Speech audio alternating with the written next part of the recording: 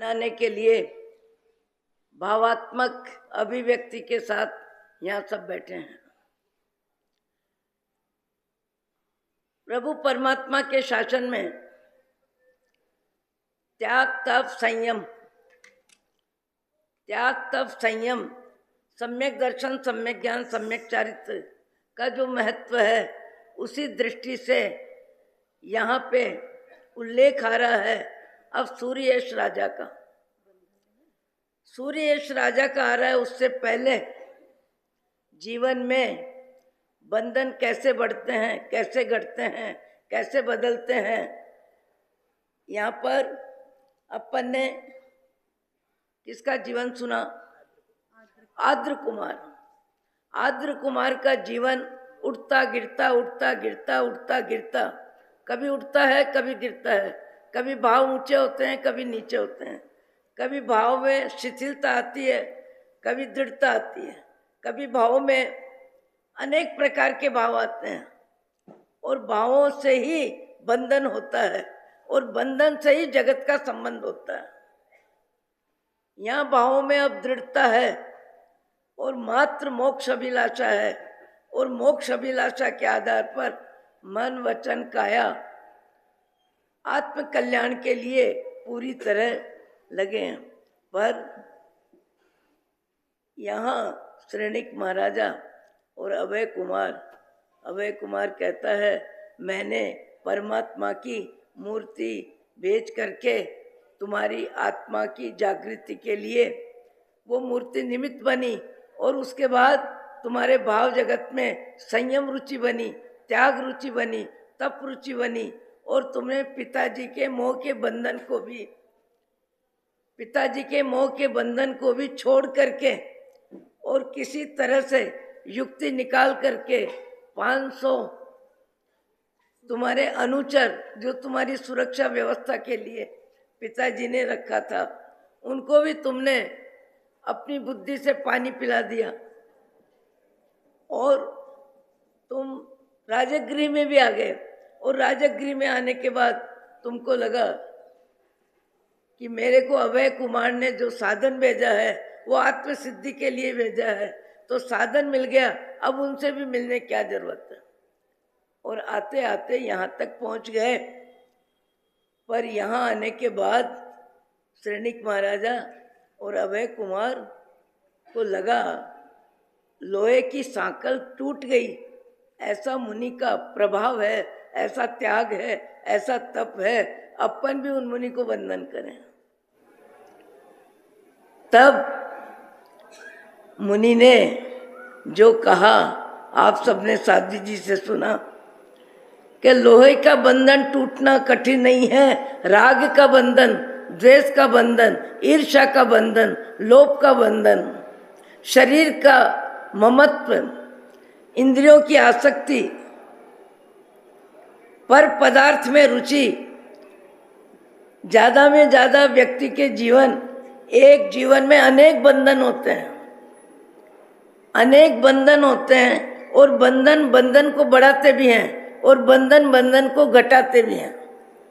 एक व्यक्ति विवाहित होता है, वहीं से उसके बंधनों का क्रम बढ़ता जाता है। शादी के साथ कितने बंधन बढ़ते हैं। लड़के के लिए ससुराल पक्ष के सारे संबंधों को स्वीकार करता है, लड़की ससुराल पक्ष के सारे संबंधों को स्वीकार करती है। एक बंधन नहीं, अनेक बंधन, कपड़े का बंधन, जेवर का बंधन, परिवार का बंधन, जवाबदारी का बंधन, अनेक प्रकार के बंधन बढ़ते ही जाते हैं। और जैसे ही व्यक्ति त्याग तप वैराग्य में आता है तो उसका बंधन घटता भी है। अब जैसे आप उपवास करके बैठे हैं, आज खाने पीने से संबंधित विचारों का विराम हो गया। पूरे दिन स्वाध्याय तप त्याग में रुचि है, किसी के बेला है, किसी के तेला भी है, और एक महानुभाव के तो 45 उपवास भी है, और कई महानुभाव बेला भी कर रहे हैं, और इस भाव से कर रहे हैं कि हमारा शरीर साथ देगा तो हम 28 करेंगे। भाव है, पर भाव के साथ शरीर का यदि सहयोग मिलेगा तो हम 28 तप करेंगे। एक बंधन अनेक बंधनों को बढ़ाता है, एक बंधन बंधनों को घटाता है।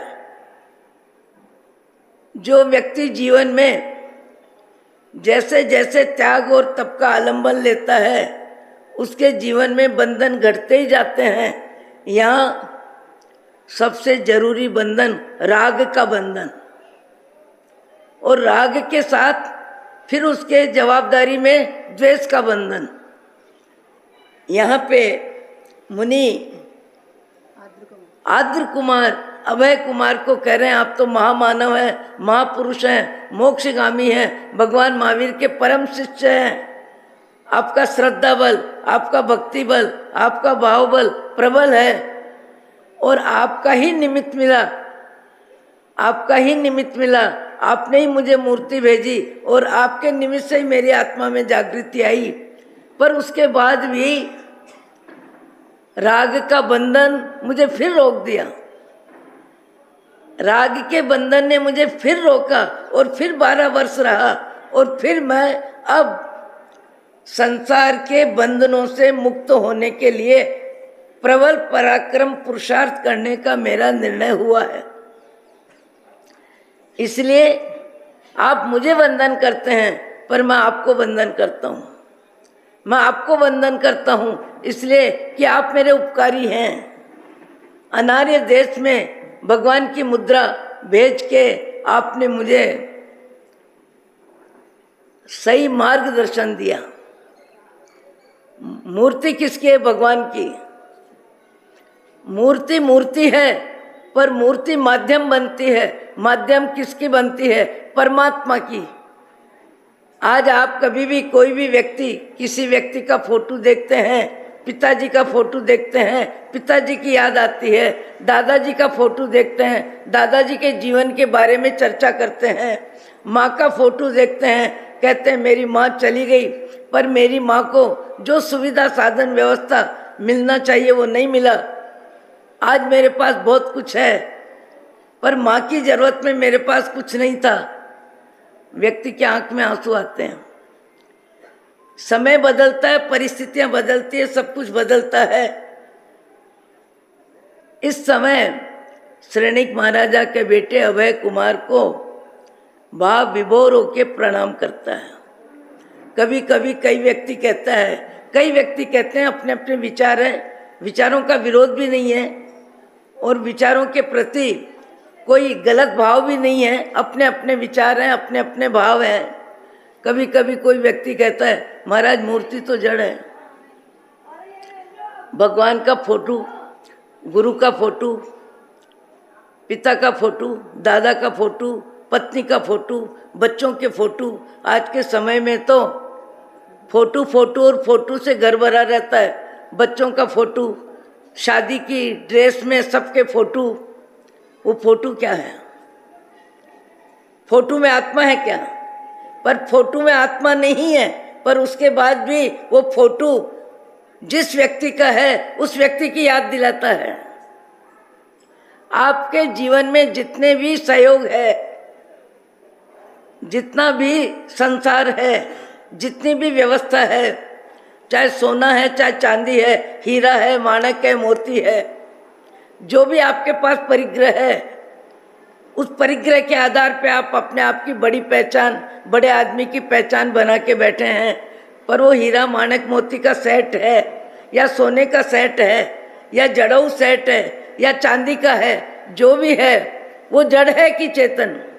उसमें आत्मा है, उसको उसका ज्ञान है, उसको उसकी पहचान है कि मैं हीरे का सेट हूँ, मैं मोती का सेट हूँ, मैं माणक का सेट हूँ, मेरी ये कीमत है, मेरे पहनने वाले की एक कीमत है, मुझे कितना संभाला जाता है, मुझे कितना रखा जाता है। ये जानकारी हीरा माणक मोती के सेट को है क्या? नहीं है। क्यों? वो जड़ है। पर चेतन को उसकी कीमत है, उसका महत्व है, उसकी उपयोगिता है, उसकी सुरक्षा है। वो धन का माध्यम है, परिग्रह का माध्यम है, बड़े आदमी की पहचान है। परमात्मा की भक्ति में जिसका मन जितना लगता है परमात्मा के मार्ग में उसको आगे आगे रास्ता मिलता है।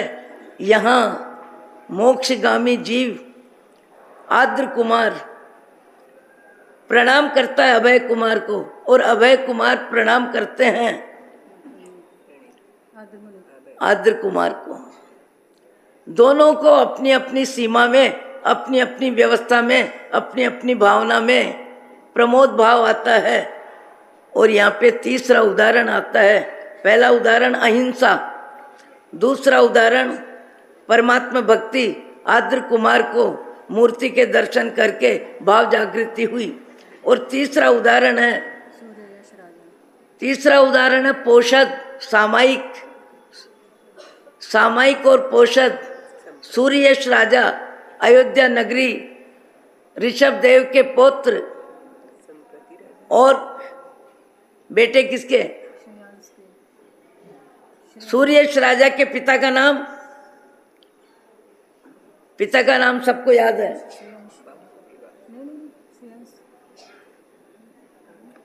सूर्ययश राजा के पिता का नाम किसी को याद नहीं है? भरत महाराजा। भरत महाराजा के बेटे, संसारी दृष्टि से ऋषभ देव जी के पोते सूर्ययश राजा संसार में है, रिद्धि सिद्धि में है। पुण्य के उदय की फिल्म ने अनेक प्रकार के बंधन दिए हैं। पुण्य कर्म के उदय की फिल्म में व्यक्ति की पहचान बड़े आदमी की होती है।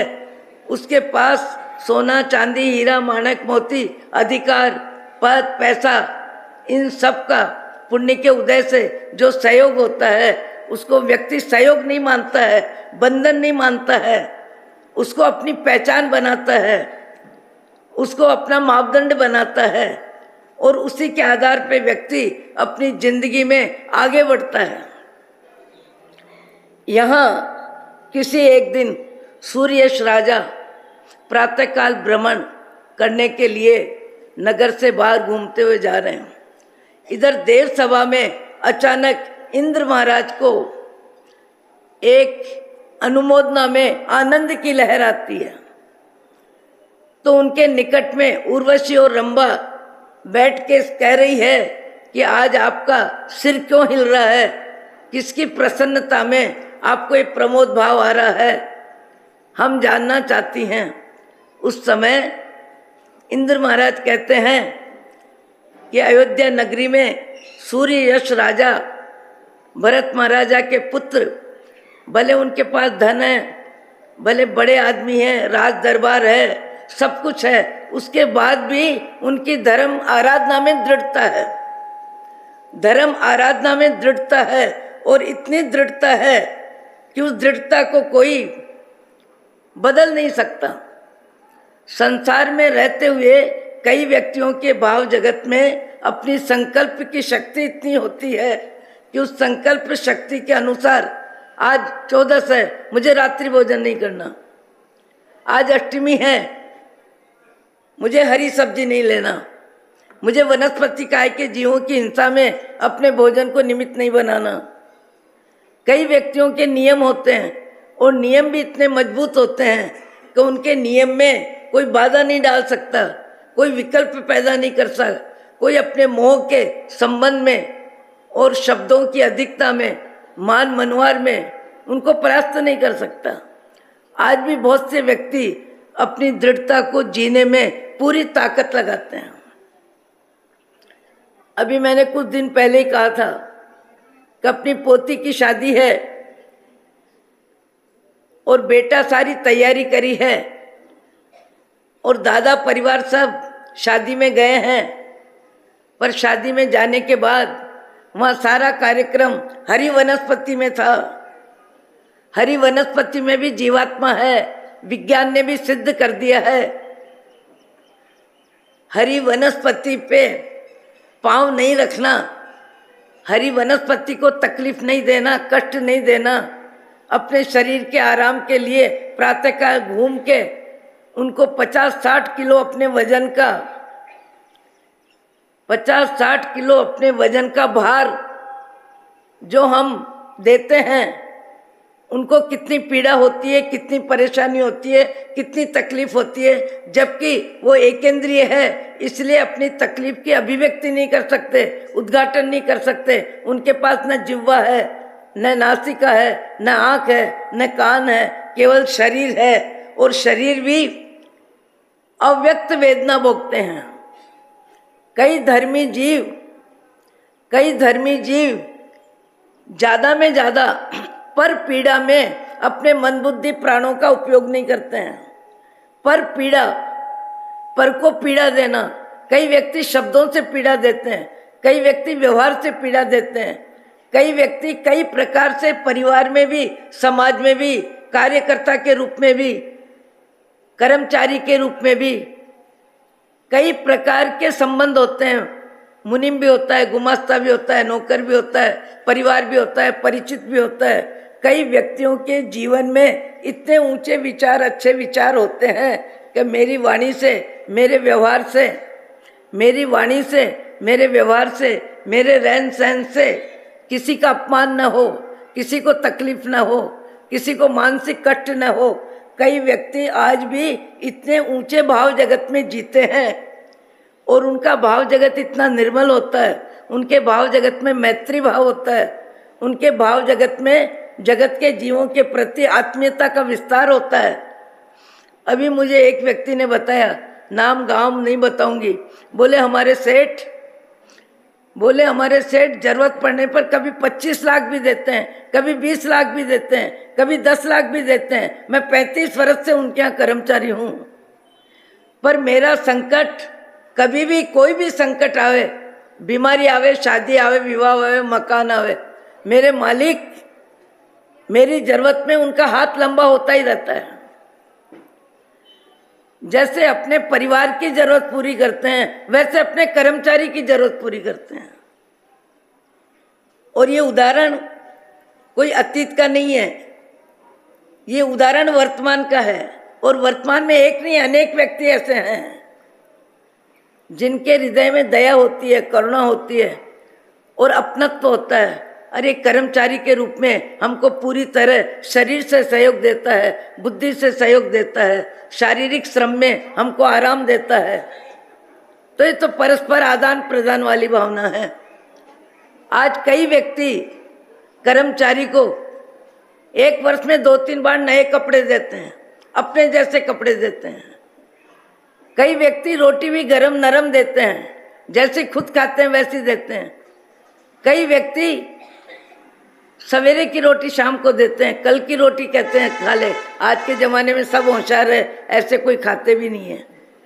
पर कभी कभी जिनमें इंसानियत बहुत ऊंचाई पे आ जाती है, सब में देखूं श्री भगवान, सब में देखूं श्री भगवान, ऐसा जिनका भाव जगत होता है, वे व्यक्ति इंसान के साथ इंसानियत का व्यवहार करते हैं, इंसान के साथ इंसानियत का व्यवहार करते हैं। और इंसानियत का व्यवहार करते हैं वहाँ अपनी शक्ति के अनुसार दूसरों की व्यवस्था में अपनी शक्ति का उदारता से उपयोग करते हैं।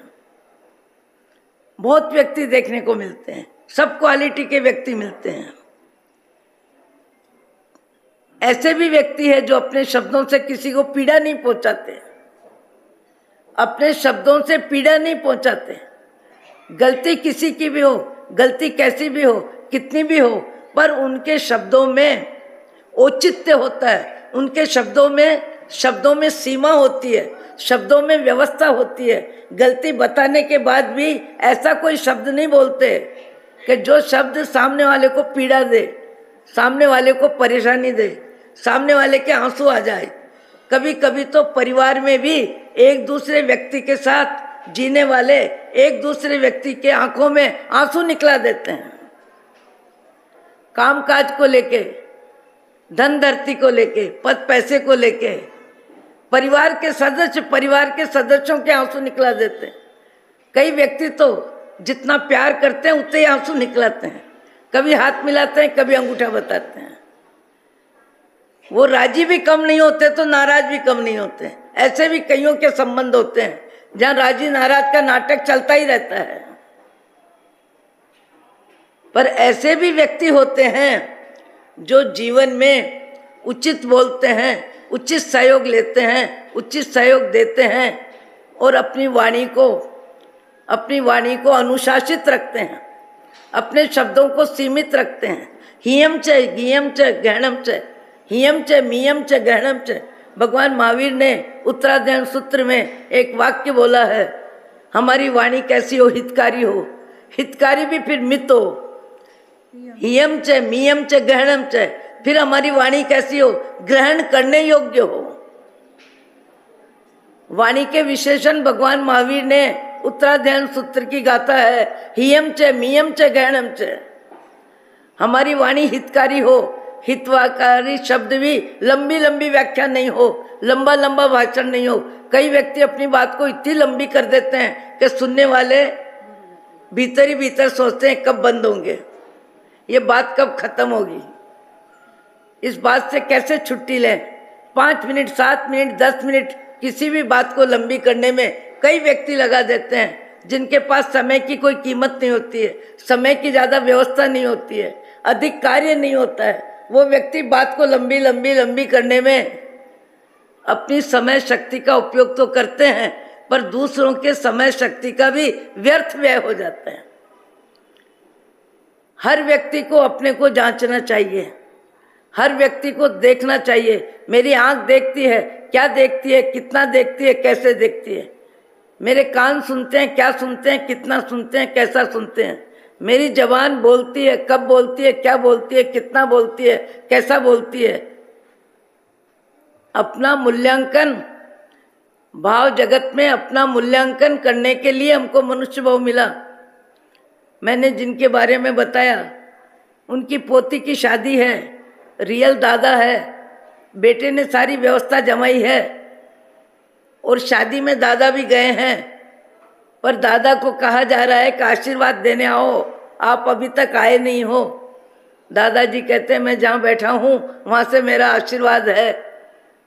बेटी को, पोती को आशीर्वाद देने के लिए मैं 60-70 किलो वजन शरीर का इन धूप पे, वनस्पति पे पांव रख करके उन जीवों को पीड़ा पहुंचाना नहीं चाहता। मेरी पोती को जितना आशीर्वाद मिलेगा उससे ज़्यादा इन जीवों को परेशानी मिलेगी, पीड़ा होगी।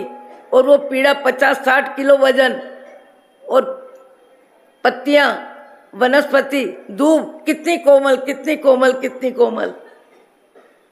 यदि आपके मेरे शरीर पे हाथी का पांव आ जाए, आपके मेरे शरीर पे हाथी का पांव आ जाए तो वजन कैसा लगे अपने को,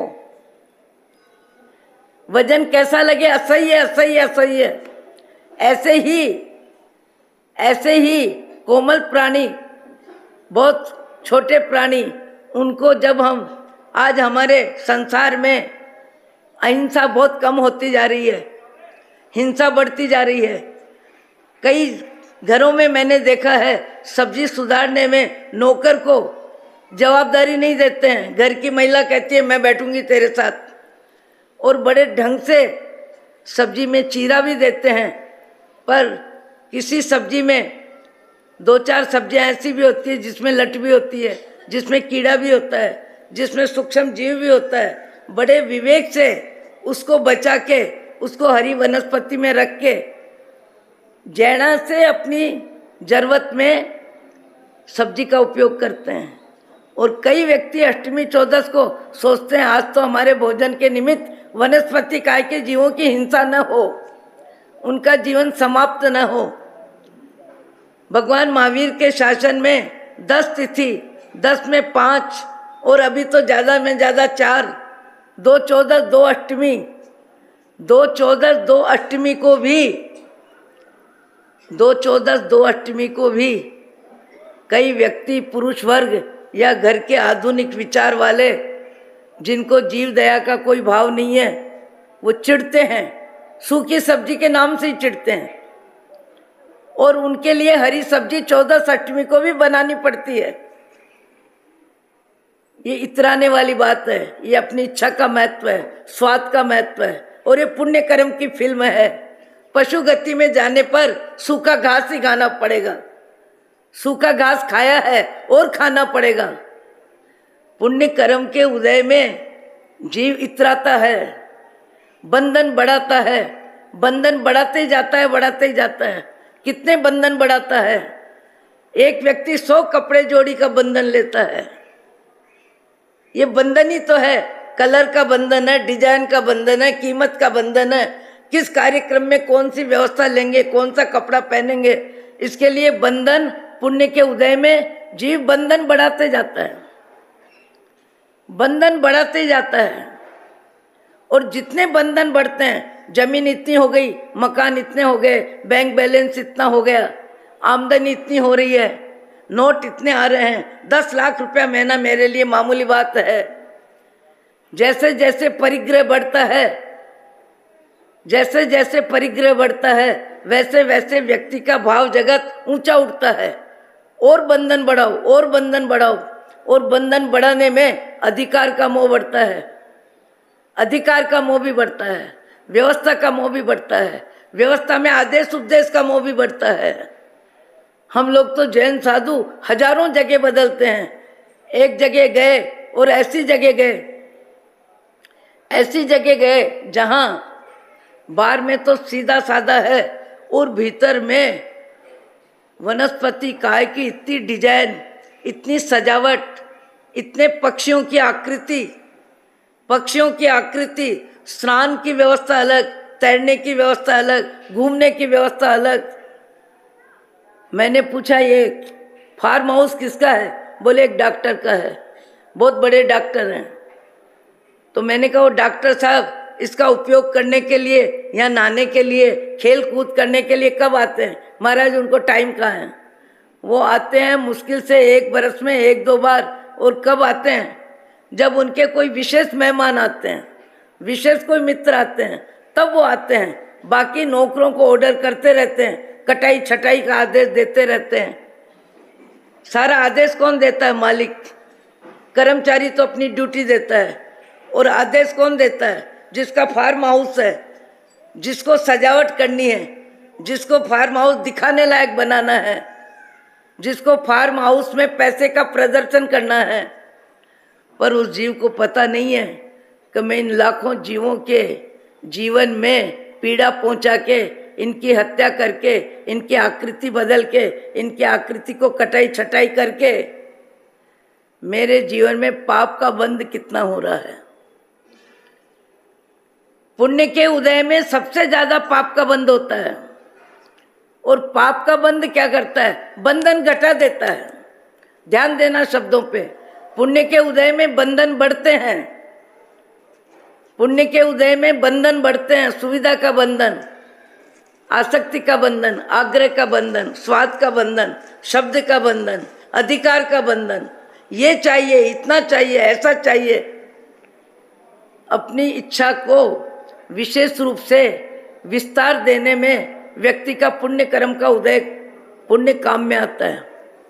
पर पुण्य का भोग, पुण्य का उपभोग, पुण्य की आसक्ति, पुण्य का अहंकार और पुण्य में जितना प्रदर्शन, उतना ही पाप का बंध है। और पाप के बंध में बंधन घट जाते हैं। आप कहोगे क्या बात करते हो महाराज? पाप के उदय में बंधन घट जाते हैं, घटाए नहीं जाते हैं, घट जाते हैं। क्योंकि पुण्य से सुविधा मिलती है, पुण्य से साधन मिलता है, पुण्य से व्यवस्था मिलती है। जब आपके पाप का बंध बढ़ रहा है तो सुविधा भी कम होगी, साधन भी कम होगा, व्यवस्था भी कम होगी। एक व्यक्ति के पास पुण्य के उदय में 4 मकान हो सकते हैं, 3 मकान हो सकते हैं, 2 मकान हो सकते हैं। आप पशु को पूछो, बंदर को पूछो, बिल्ली को पूछो, तुम्हारे बच्चों के रहने के लिए तुम्हारे पास कौन सा कमरा है, कौन सा मकान है, पानी पिलाने के लिए कौन सा मटका है, पेट पूर्ति के लिए कहाँ भोजन की व्यवस्था है। पशु गति में बंधन घटाए नहीं जाते, घट जाते हैं। पाप के उदय में बंधन घटते हैं, पुण्य के उदय में बंधन बढ़ते हैं।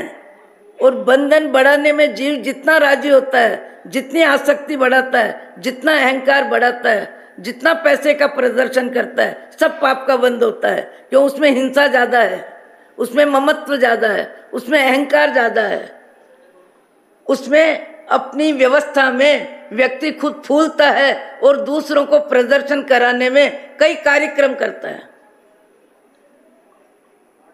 आप कहोगे महाराज महाराज तो महाराज है, संसार संसार है, संसार रहेगा, कोई संसार छोड़ने वाला नहीं है। पुण्य का बंधन बढ़ाने में सबकी रुचि है, पर एक दिन ऐसा आएगा सारा पुण्य यहीं रह जाएगा और आपका जीव उस पुण्य से वंचित हो जाएगा और केवल कर्मण वर्गण कर्म शरीर को साथ लेके अगली यात्रा में जाएगा।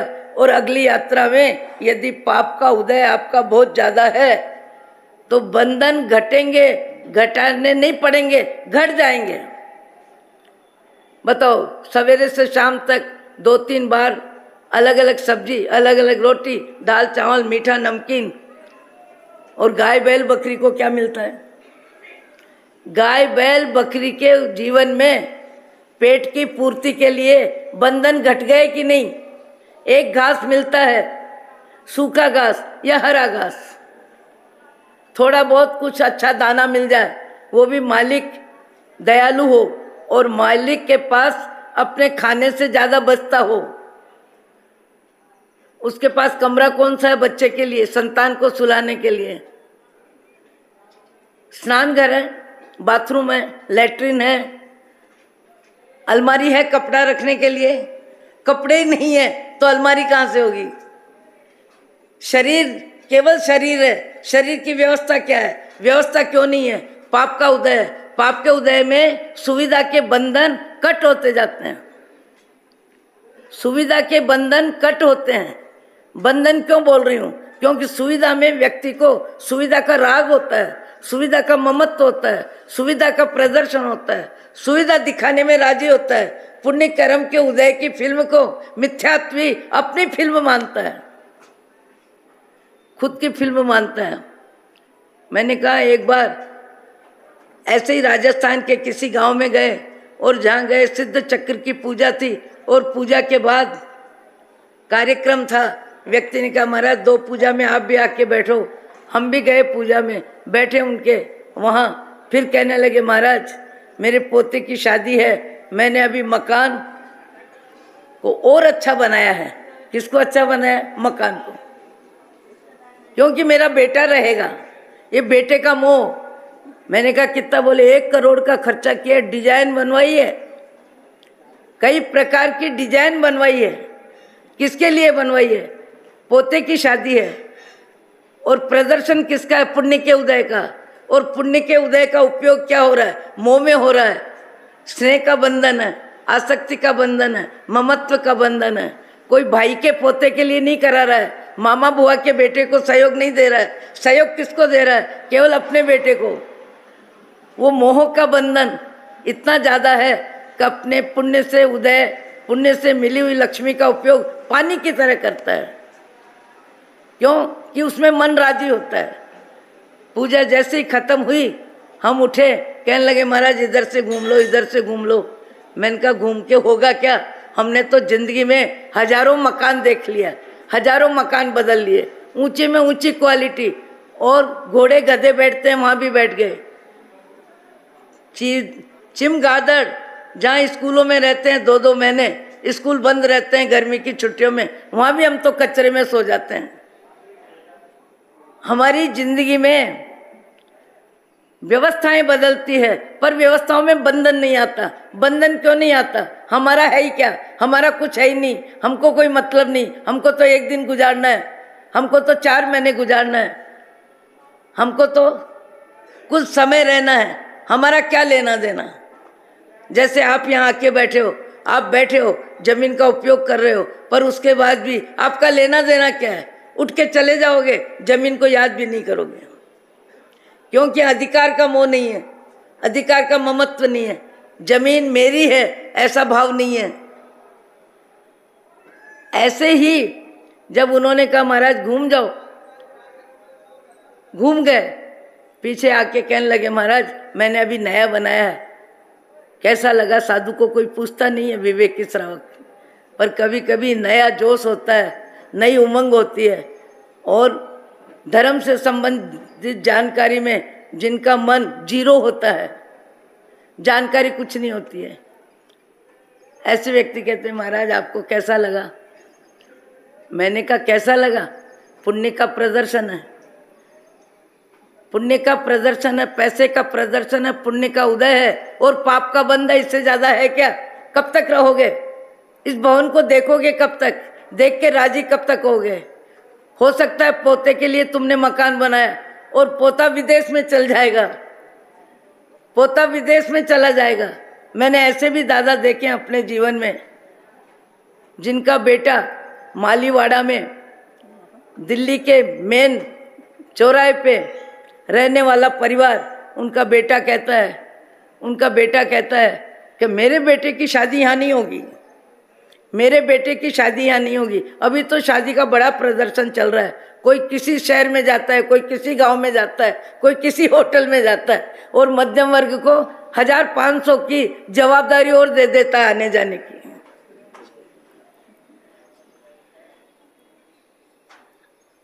मेरे क्या बोल रही थी मैं?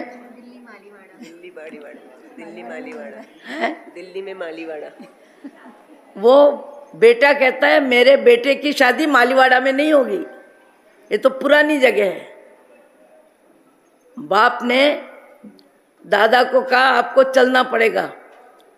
दादा की 80 बरस की उम्र है, मालीवाड़ा में जिंदगी बीती है, परिवार परिचित व्यापारी सब मिलते हैं, आते हैं जाते हैं, पर बेटे ने कह दिया मेरे बेटे की शादी यहाँ नहीं होगी। जमीन ली हुई है, नया बंगला बन गया और बंगले में बेटा गया तो बाप को लेके तो जाता ही, बाप के पास और कोई था ही नहीं, पत्नी मर गई, भाई की पत्नी मर गई और घर के सदस्य भी बहुत कम हो गए, तो दादा को जाना ही पड़ता। करते क्या? पुराने मकान में रह के खाते क्या? उनकी व्यवस्था कौन करता? उनको बेटे के पीछे जाना पड़ा। आजकल बेटे नहीं जाते, बेटे के पीछे बाप नहीं जाता, बाप को छोड़ के बेटे जाते हैं। वो व्यक्ति चले गए और जिसने अपने बेटे के लिए मकान बनाया, हकीकत है मेरे बहुत परिचित है, जिन्होंने मकान बनाया बहुत अच्छा बनाया, पर 1 बरस भी नहीं हुआ उनको कोई बहुत बड़ी सर्विस मिल गई और पत्नी का भी मन नहीं लग रहा है और पति पत्नी, वो पोते की बहू दोनों फर्र उड़ गए विदेश में। और बाप का स्वप्न, बाप की ख्वाहिश, बड़ा बढ़िया मकान बनाने वाला तरस गया। किसको देखने के लिए? पोते को और पोते की बहू को देखने के लिए तरस गया। वो दोनों पति पत्नी जाते हैं दरियागंज, अपना ऑफिस संभालते हैं, 9 बजे से जाते हैं, 10 बजे से रात को 6 बजे आते हैं। और वो दादाजी बेचारे जो पूरे समाज में रहते थे, परिवार में रहते थे, परिचितों में रहते थे, 10 व्यक्तियों से हाथ मिलाते थे, 10 व्यक्ति उनकी पूछताछ करते थे। वो एक नौकर के भरोसे अकेले बैठे हैं। क्यों? पोता पोती वो गए और बेटे बहू गए दरियागंज, उनके पास एक नौकर है, पूरा दिन खाता है, भीतों से कितनी बात करे, भीत से कैसे बात करे, मकान से क्या बात करे, मकान उनके सुख दुख में क्या सहयोगी बने। आंसू आते हैं, आंसू निकले उनके, इसलिए आंसू निकले कि अकेलों का समय काटे नहीं कटता है और 12-15 किलोमीटर दूर मिलने वाले आवे कौन? न परिचित आवे, न मित्र आवे, न व्यापारी आवे। ये जीवन कैसे बदलता है, कितना बदलता है, मोह की आंधी कैसे चलती है और मोह की आंधी में व्यक्ति कर्तव्य को भी गौण कैसे कर देता है। अपने बेटे के मकान बनाने के लिए बाप की जिंदगी का विचार ही नहीं किया जीवन में। पर सबसे ज्यादा तकलीफ किसकी हुई? दादा को। समाज में काम किया, परिवार में काम किया, नाम कमाया, उनके साथ उनका जो कागज होता है लेटर पैड, उसमें कोई 30 संस्थाओं के नाम थे और 30 संस्थाओं के नाम देख के उनकी छाती फूलती थी। रात को 12 बजे तक, 2 बजे तक काम करते थे। और मालीवाड़ा में महाराज विचक्षण सिंह जी महाराज के दर्शन करने कब आते? जब व्याख्यान उठता, चीरा खाने में दर्शन करते हैं और महाराज को बताते यहाँ का पत्र आया, ये आया, इसकी वंदना, इसकी वंदना। और 5 मिनट भी व्याख्यान में बैठना होता झोंका था, क्यों? 2 बजे तक रात को समाज की संस्थाओं का काम करते थे।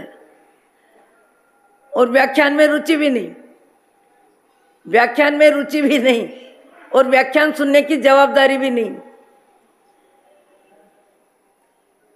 व्यक्ति का दिन काटे नहीं करता था।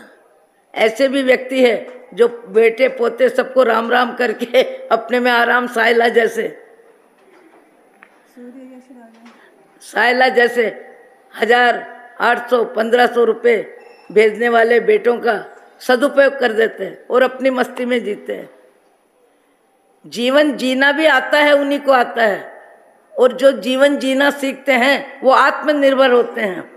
वो स्वतंत्र जिंदगी जीने में भी अपने आप को काबिल बनाते हैं। यहाँ हमारे बंधन बंधन को बढ़ाते हैं, बंधन बंधन को घटाते हैं। पुण्य के उदय में बंधन बढ़ते हैं। आप कहोगे बंधन कैसे बोल रहे हो? बंधन ही तो है। मेरी जमीन है, मेरा मकान है, मेरा फार्म हाउस है, मेरा व्यापार है, मेरी फैक्ट्री है। तो संबंध का बंधन है कि नहीं? जवाबदारी का बंधन है कि नहीं? उसकी सार संभाल का बंधन है कि नहीं? बंधन, पुण्य के उदय में बंधन बढ़ते हैं। व्यक्ति बंधनों को बढ़ाता है, बंधनों को बढ़ा के राजी होता है, प्रसन्न होता है, बंधनों को देखता है, दिखाता है। और पाप के उदय में बंधन घटते हैं। पाप के उदय में बंधन घटते हैं। पशु को पूछो कि तेरे पास तेरी संतान को व्यवस्था देने के लिए क्या है? सोने के लिए जगह है, बैठने के लिए जगह है, खाने के लिए जगह है, पीने के लिए जगह है। पाप के उदय में बंधन घटते हैं। जरूरी शारीरिक जरूरत के बंधन भी घट जाते हैं। बंधन यानी सुविधा, व्यवस्था घट जाती है। और पुण्य के उदय में बंधन बढ़ जाते हैं। पुण्य के उदय को जो ममत्व भाव से उपयोग में नहीं लेता है और ज़्यादा में ज़्यादा परोपकार और परमार्थ में अपने भाग्य का सदुपयोग करता है, उसका भाग्य और बलवान बनता है। पर वो भाग्य का दास नहीं होता, वो भाग्य का दास नहीं होता। वो पुण्य के उदय की फिल्म में अपनी मति की गति को व्यस्त नहीं करता। वो अपनी पुण्य के उदय की गति में अपनी पहचान नहीं बनाता। यहाँ सूर्ययश राजा है, टाइम, सूर्ययश राजा, ये बात समझ में आई होगी। पुण्य के उदय में सुविधा, साधन, व्यवस्था, नाम दाम के बंधन बढ़ते हैं और पाप के उदय में बंधन घटते हैं। पाप के उदय में बंधन घटते हैं। आज हजारों मनुष्य देखने को मिलते हैं कहाँ? सड़क के किनारे रात्रि विश्राम करते हैं। कलकत्ते में हमने अपनी आंखों से देखा, दिन भर जहाँ काम करते हैं रात को वहीं सो जाते हैं। मनुष्य जीवन में भी पुण्य के उदय की अल्पता होने पर व्यक्ति अपनी जरूरत के लिए मानसिक तकलीफ अनुभव करता है। आपका हमारा पुण्य का उदय हमको आत्मा की शिक्षा दे, सत्संग में रुचि दे, संसार संसार लगे, संसार संसार लगे। घड़ी भर का मेला है, जीवन एक झमेला है। कभी कड़वा करेला है और कभी केले की। जीवन में परिस्थितियां बदलती है, भाग्य बदलता है, भाव बदलता है, अपने बदलते हैं। पर जिसे जिनवाणी के स्वाध्याय से अपने में जीना आ जाता है, अपनी आत्मा की लगन जिसको लग जाती है, अपनी आत्मा को आत्मा के रूप में जो स्वीकार करता है और शरीर को शरीर के रूप में जो स्वीकार करता है, उस व्यक्ति के जीवन में परिस्थितियां बदलने पर भी उसकी मन स्थिति ठीक रहती है, व्यवस्थित रहती है, सही रहती है। यह भी देखा, वह भी देखा, देखा देखा इतना देखा, मिट जाए दुविधा रह जाए एक। पूरा जीवन फिल्म है। फिल्म जैसे बदलती है पिक्चर में, वैसे हमारा जीवन भी बदलता है, जीवन की व्यवस्थाएं भी बदलती है। व्यक्ति को यदि जिनवाणी, सत्संग, स्वाध्याय, राम कृष्ण महावीर किसी के भी उपासक हो, किसी के भी उपासक हो, यदि आपको जीवन जीना आ गया, सत्संग और स्वाध्याय से मार्गदर्शन मिल गया, परमात्मा भक्ति से आपने हृदय में कोमलता आ गई, परमात्मा की शरण लेने की भावना आ गई, सभी जीवों के प्रति आत्मीयता का विस्तार आ गया तो आपका जीवन सार्थक है। आपका जीवन और ऊपर उठेगा। आपके जीवन को तिर्यंच गति में जाना नहीं पड़ेगा, इसलिए कि आपकी पाप की फिल्म भाव जगत में इतनी कम हो गई है कि पाप का बंद नहीं होगा तो पाप का संबंध तिर्यंच गति में कैसे होगा? होगा ही नहीं। इतनी जवाबदारी व्यक्ति अपने जीवन में समझ ले। मैत्री, प्रमोद, माध्यस्थ और करुणा भाव, इन भावों में व्यक्ति अपने जीवन को यदि सार्थक करता है, जीवन झमेला है, घड़ी भर का मेला है, कभी कड़वा करेला है, ये जीवन समझ में आ जाना चाहिए। और जिसे जीवन समझ में आ जाता है वो जीवन में जल कमल की तरह जीता है। वो परिस्थितियों में जीता है, परिस्थितियों में बैठता नहीं है, परिस्थितियों में दुखी सुखी नहीं होता है। हमने गुरुवर्य विचक्षण श्री जी महाराज को अपनी आंखों से देखा। एक नहीं अनेक संत है, अनेक साधक है, अनेक ऐसे व्यक्ति है पदयात्रा में ग्रस्त शरीर में भी इतनी ऊंची करनी देखने को मिलती है कि ये भी व्यक्ति है, इसका भी जीवन है, इसका भी भाव जगत है, इसमें कितनी अनासक्ति है, कितनी उदारता है, कितनी क्षमा है, कितनी समता है। जैसा मैंने 2 दिन पहले ही बताया। आप कहोगे बार बार, अरे कई वाक्य तो बार बार याद करने जैसे हैं। उन वाक्यों को आप याद करोगे तो आपके जीवन में विपरीत परिस्थिति में आपको मन को समझाने की क्षमता आएगी और मन समझ भी सकेगा। परिस्थितियां तो बदलती है। मैंने कहा था किसी दिन कि हम 12 फुट की दूरी पे बैठे हैं, 12 फुट की दूरी पे बैठे हैं और अग्रवाल महेश्वरी का मकान है और उसी घर के एक वयोवृद्ध व्यक्ति जिनका बेटा अंदर कमरे में है, कमरा यानी बड़ा मकान है, सुविधा साधन है, व्यवस्था है, और उसमें उनका बेटा है और बेटे के 3 बेटे हैं और हरियाली है, पुण्य का उदय है, पैसे की अधिकता है, जीवन में साधन सुविधा व्यवस्था में कमी नहीं है। पर उस घर का मालिक बाहर में खटिया पे सो रहा है। खटिया भी पुरानी, रजाई भी पुरानी, तकिया भी पुराना और खटिया के नीचे लोहे की तगारी जिसमें राख भरी है वो भी पुरानी। हमने 12 फुट से उस व्यक्ति को देखा। शरीर भी पुराना, बुद्धि का व्यवसाय भी नहीं, आंख भी काम करती नहीं, कान भी काम करते नहीं, हाथ पांव भी काम करते नहीं। पूरा पिक्चर नहीं बोलूंगी मैं, पर इतना बोलूंगी कि मैंने उनसे बात की कि घर का मालिक किसी समय आपका बेटा आपके सामने आज महफिल का मुख्य व्यक्ति है, किसी समय आप भी तो होंगे। तो घर का मालिक घर से बाहर, घर का मालिक घर से बाहर कहाँ गई जीवन की बहार? घर का मालिक घर से बाहर कहाँ गई जीवन की बहार? उस व्यक्ति ने कितने अच्छे विचार दिए। बाहर की बहार तो इसी तरह बदलती रहती है, बाहर की बहार तो इसी तरह बदलती रहती है। बाहर तो भीतर की होती है जिसको बाहर की बयार नहीं लगती है। बाहर तो भीतर की होती है। विचक्षण श्री जी महाराज को भीतर में आत्मज्ञान की ऐसी बहार कि कैंसर जैसा रोग, 2 किलो जितनी गांठ उसमें पस भी है और वो अपनी बाहर में है। शरीर अपना काम करता है, मैं अपना काम करती हूँ।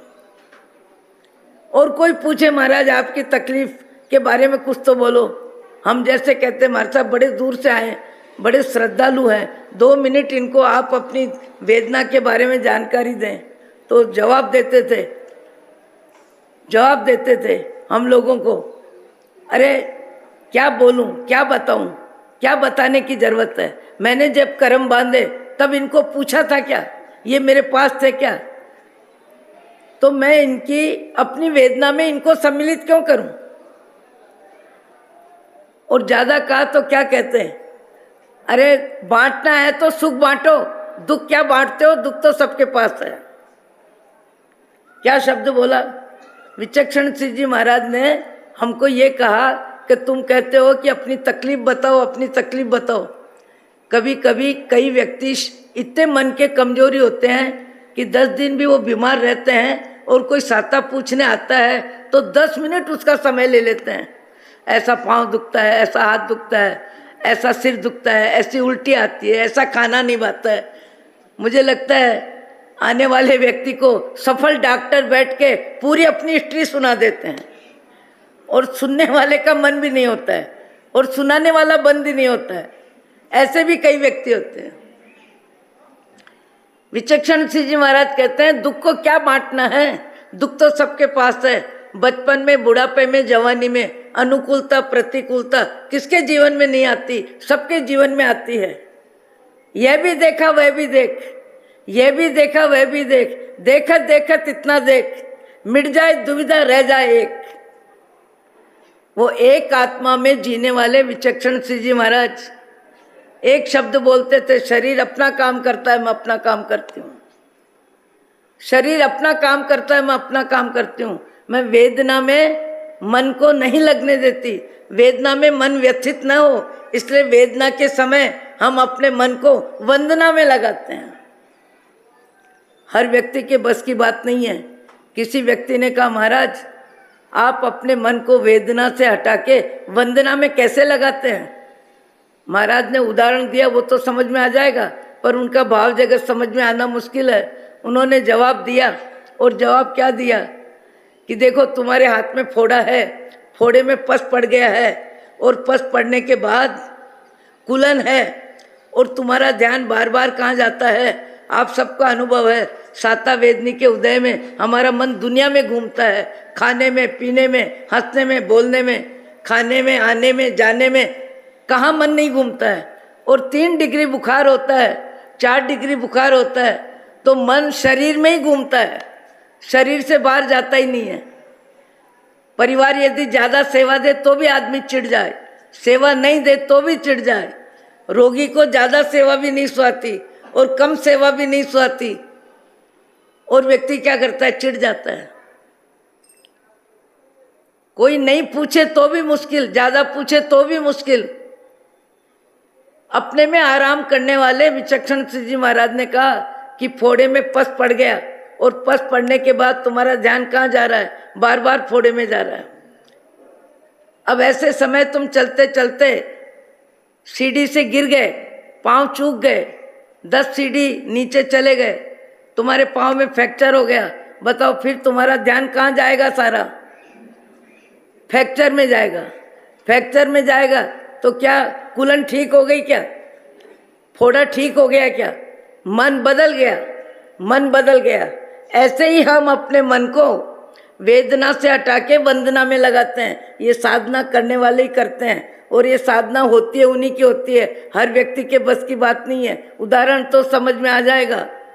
फिर व्यक्ति ने कहा महाराज और उदाहरण दो। बोले उदाहरण सब सामान्य है, बाह्य जगत के है, सबको समझ में आ जाए ऐसे उदाहरण है। बोले एक व्यक्ति है, नीचे दुकान है, ऊपर माँ रोटी बना रही है और बेटा कहता है माँ भूख लगी, मैं ऊपर आ जाऊँ, रोटी बन गई, बेटा थाली तैयार है, आ जा। थाली तैयार हो जाती है, फिर माँ आवाज़ देती है अरे थाली लगा दी, आता क्यों नहीं है? अरे माँ अभी 15 मिनट नहीं आऊँगा। क्या हुआ? एक 10,000 का मुनाफा देने वाला ग्राहक दिख गया।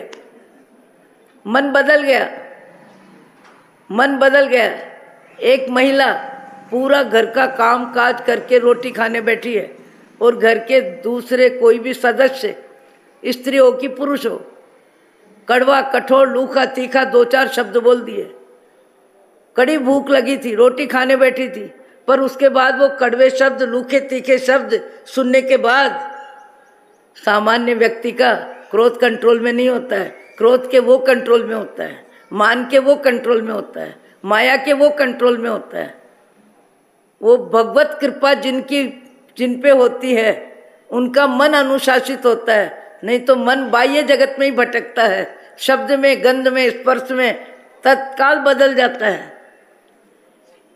वो बहन रोटी खाने बैठी और 2-4 कड़वे शब्द मिल गए, आंसू आ गए, थाली रह गई, हाथ धो लिया, कमरे में जाके बैठ गई।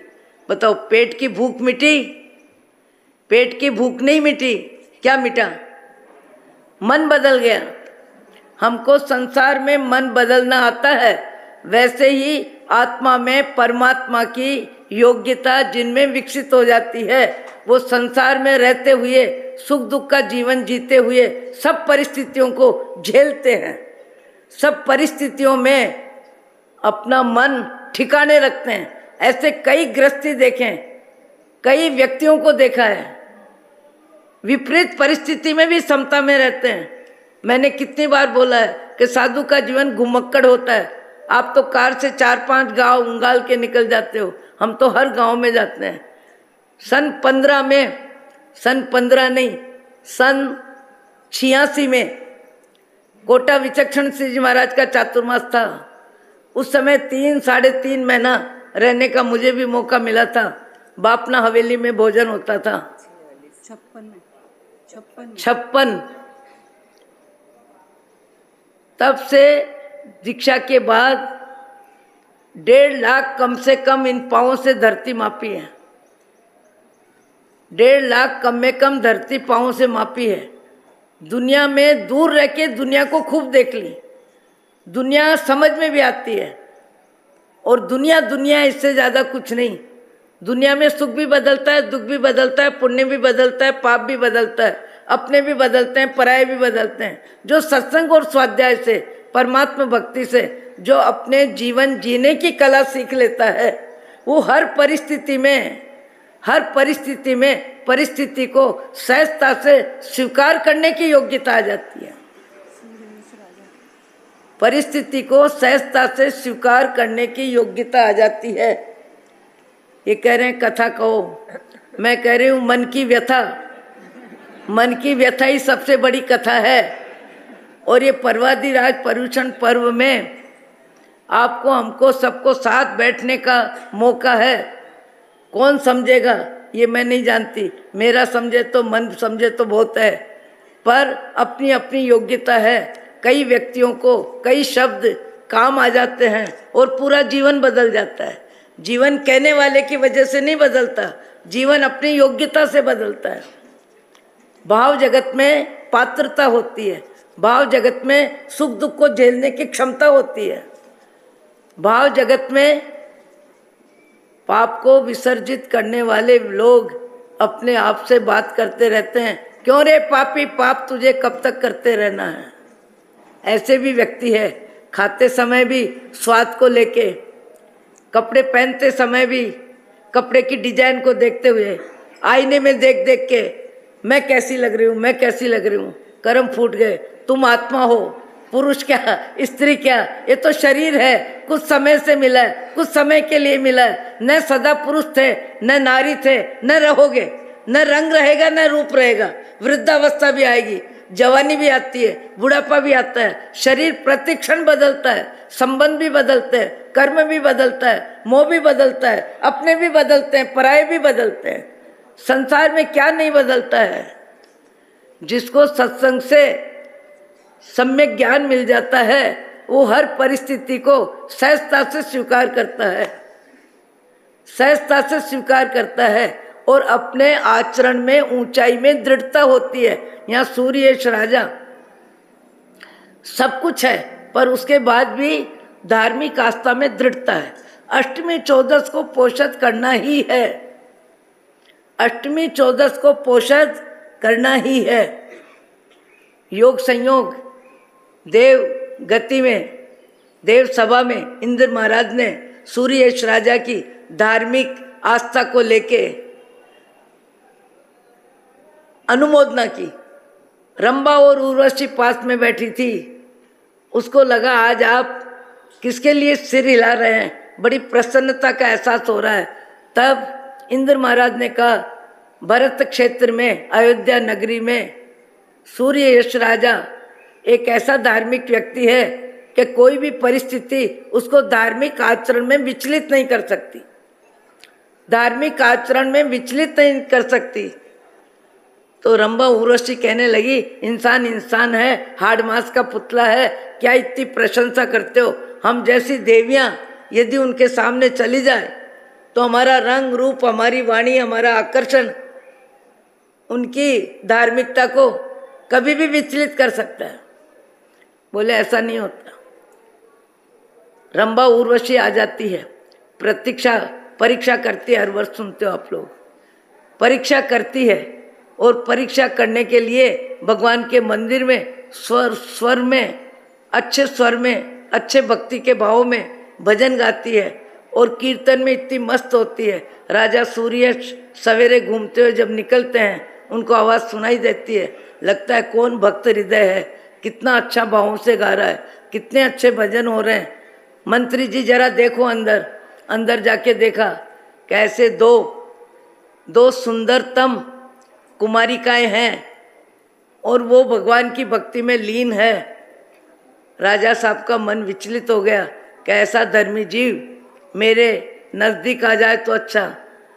और नज़दीक आने की प्रक्रिया हो गई और प्रक्रिया में उन दोनों ने कहा, हमारे पिता कब से चाहते हैं, पर हमारा एक ही संकल्प है कि हम कभी भी जीवन में शादी उससे ही करेंगे जो व्यक्ति हमारे कहे अनुसार चलेगा। राजा साहब को मंत्री ने कहा, राजा साहब कहने लगे, नारी जाति मांग के क्या मांगेगी, कपड़ा जेवर सुविधा साधन नौकर चाकर और क्या मांगेगी, मेरे यहाँ क्या कमी है, सब मिल जाएगा। रंभा उर्वशी पटरानी की जगह आ गई। जीवन चल रहा है और जीवन चलते चलते सप्तमी आई और घोषणा हुई, कल अष्टमी है, तेरस को, कल 14 है। राजा साहब पोषद करने जाएंगे, 12 घंटा सामायिक में रहेंगे, स्वाध्याय में रहेंगे, ध्यान में रहेंगे, परिवार समाज व्यापार सबसे निवृत्ति लेंगे और केवल परमात्मा की भक्ति में और जिनवाणी के स्वाध्याय में अपने 12 घंटा व्यतीत करेंगे। रंभा उर्वशी कहती है, ये क्या आवाज़ आ रही है, किसकी आवाज़ आ रही है, कहाँ से आवाज़ आ रही है। राजा साहब ने कहा, ये आवाज़ हमारे लिए आ रही है, कल अष्टमी है, हम पोषद करने जाएंगे। ऐसे 14 को भी पोषद करने जाते हैं। उनको तो परीक्षा लेनी थी, उन्होंने वातावरण बदल दिया। हमने आपसे पहले ही कहा था, कम शादी उसके साथ करेंगे जो हमारी इच्छा के अनुसार चलेगा। हमारी इच्छा के अनुसार आपको चलना पड़ेगा और इसलिए आप पोषद करने नहीं जा सकते हैं। ये बात अपन लंबी नहीं करेंगे, पोषद करने नहीं जा सकते हैं। ये बात जितनी बड़ी, जितनी अरुचिकर हुई, राजा साहब को लगा ये कैसी बात, ये मंदिर में मिली और धार्मिक माहौल में, भगवान की भक्ति के वातावरण में, ये तो कैसी छल कपट की व्यवस्था होगी, इसमें तो धर्म कहीं है ही नहीं, ये तो विरोध कर रही है, ये तो ये कर रही है। फिर ऐसी स्थिति में वो कहती है कि हमने आपको शादी करते समय कह दिया था कि हमारी इच्छा के अनुसार आप चलोगे। तो बोले, ये अष्टमी चतुर्दशी का पोषद 1 महीने में 4 दिन आराधना के लिए मनुष्य भाव में मैं कभी भी छोड़ नहीं सकता। प्राण जाए पर पढ़ नहीं जाए, मेरे प्राण जा सकते हैं पर मेरा संकल्प नहीं जा सकता, मेरे विचार में परिवर्तन नहीं आ सकता। हर हालत मैं तो पोषद करूँगा। बात लंबी हुई, फिर कहने लगी, चलो ये आज्ञा नहीं मानते हो तो दूसरी आज्ञा क्या, ऋषभ देव भगवान के मंदिर को जीवन में जमीन दोस्त कर दो। सूर्येश राजा कहने लगे, कैसे शब्द, कान सुन नहीं सकते हैं। परमात्मा देवादिदेव आदिनाथ का मंदिर तोड़ाने की बात, ये कैसी बात।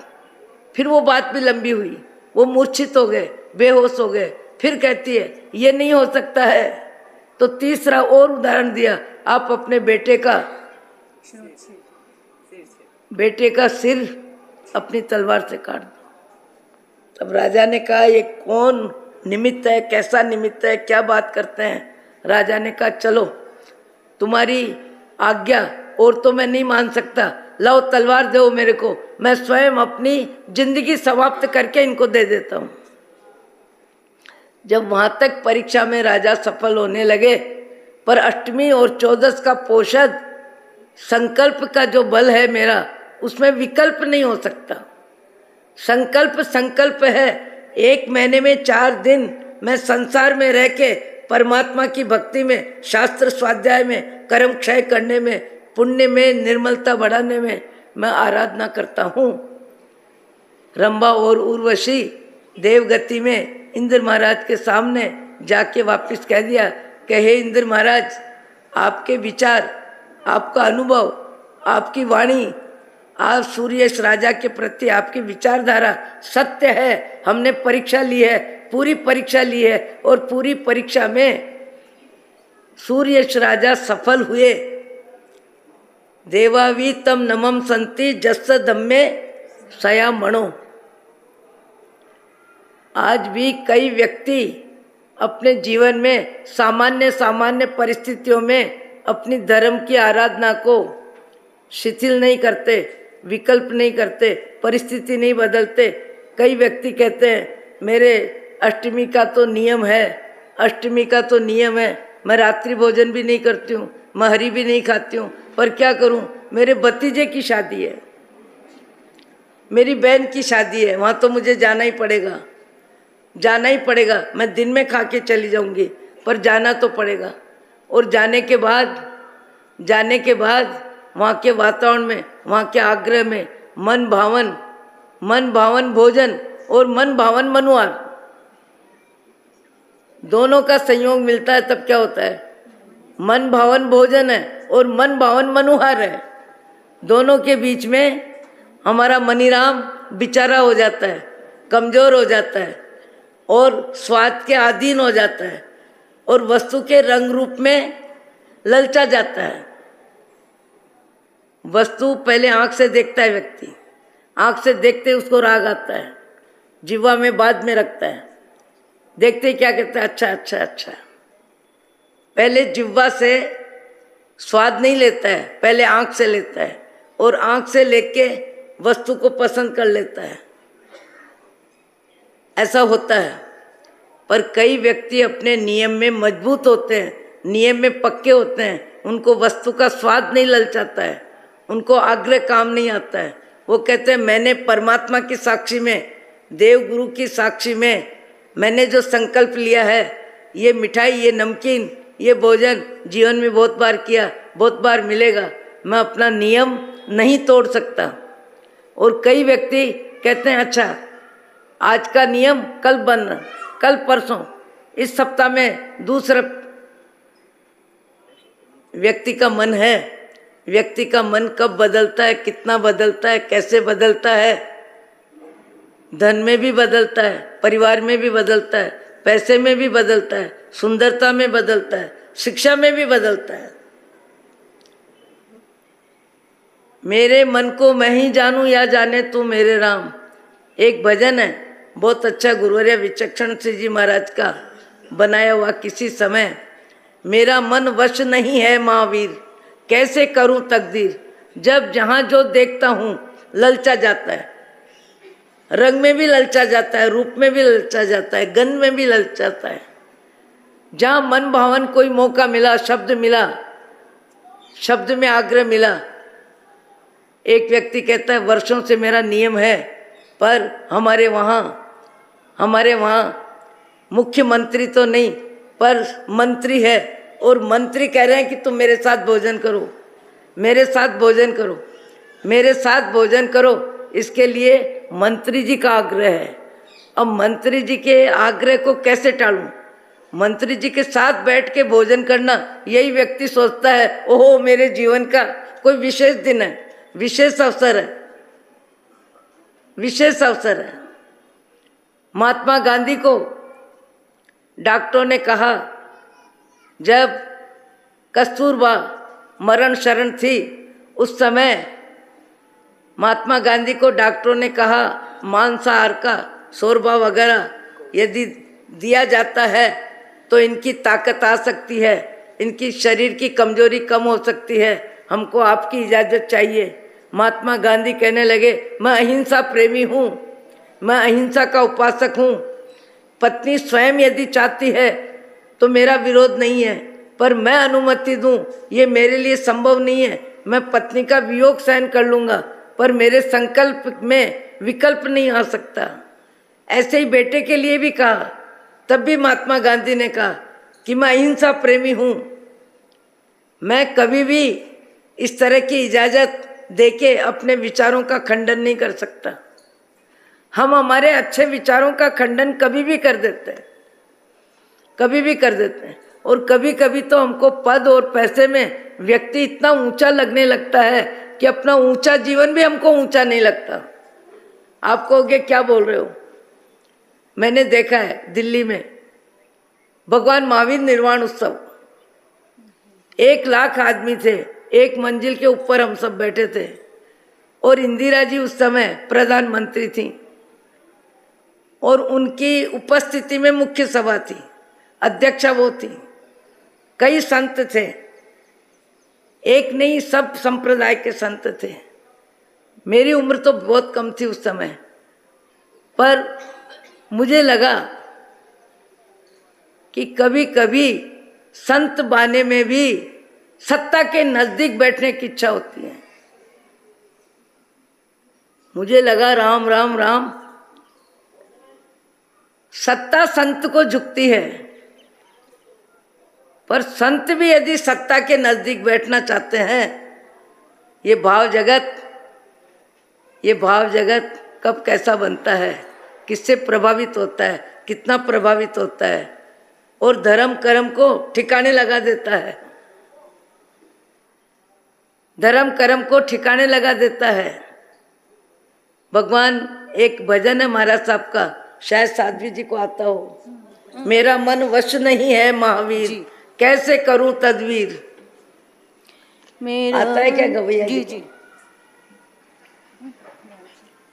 मेरो मन वश नहीं है महावीर, मेरो मन वश नहीं है महावीर, कैसे करूं तदबीर, कैसे करूं तदबीर, मेरो मन वश नहीं है महावीर।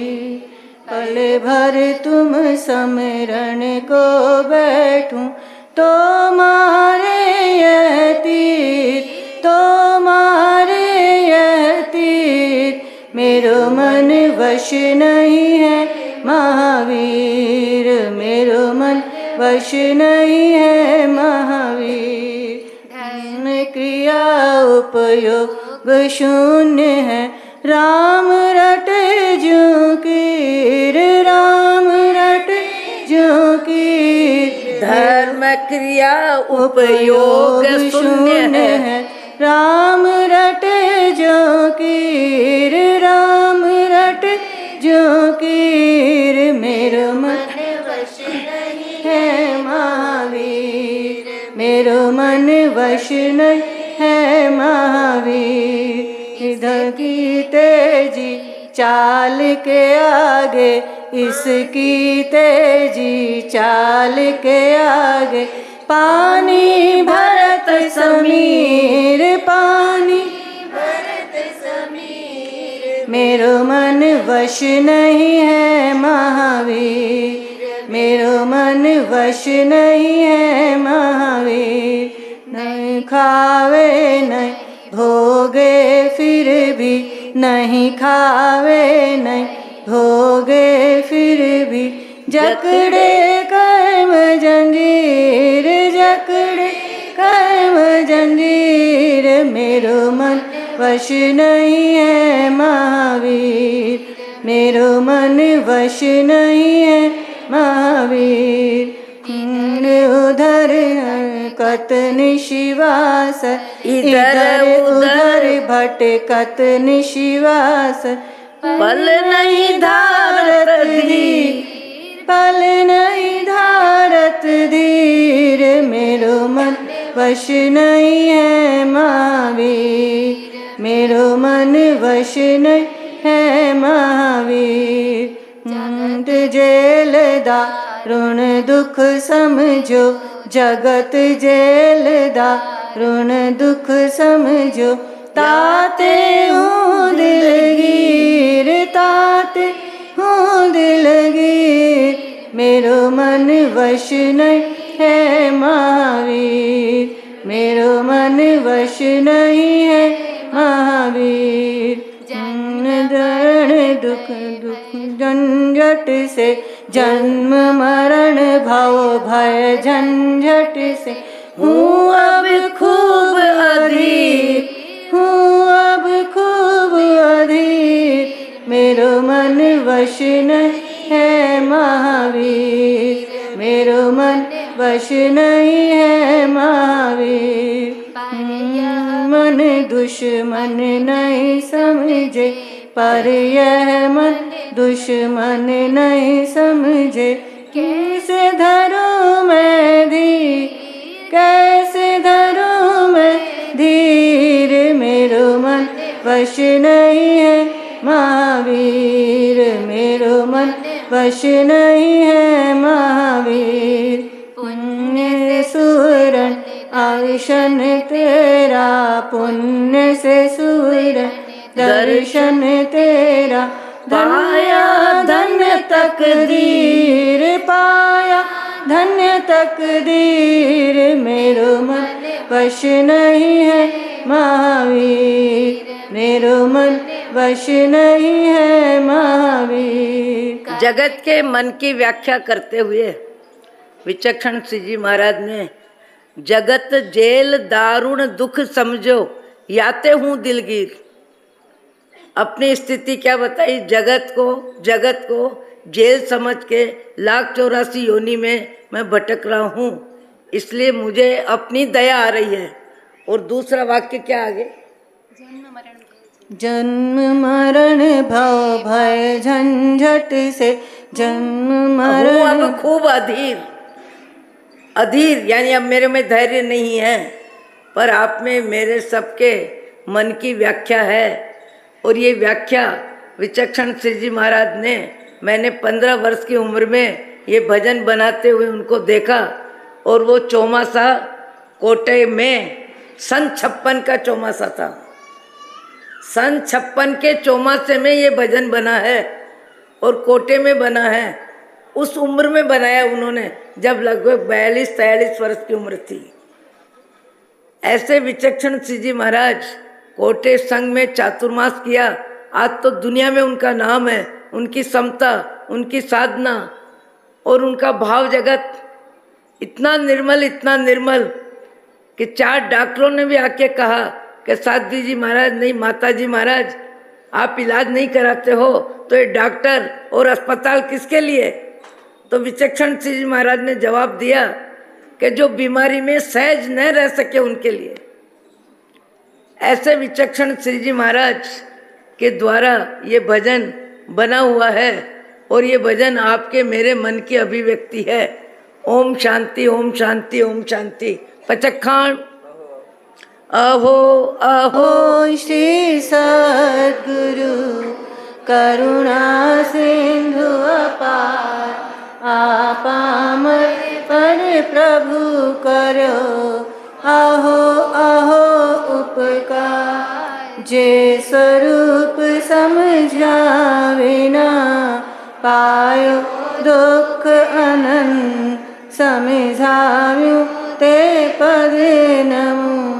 श्री सद्गुरु भगवन परम पुरुष प्रभु सद्गुरु, परम ज्ञान सुख धाम। जेहने आप्यो भान निज, तेहने सदा प्रणाम। देह छता जेहनी दशा, वर्ते देहाती ते ज्ञानी ना चरण हो वंदन अगणी। ये परवादी राज परुषण परु की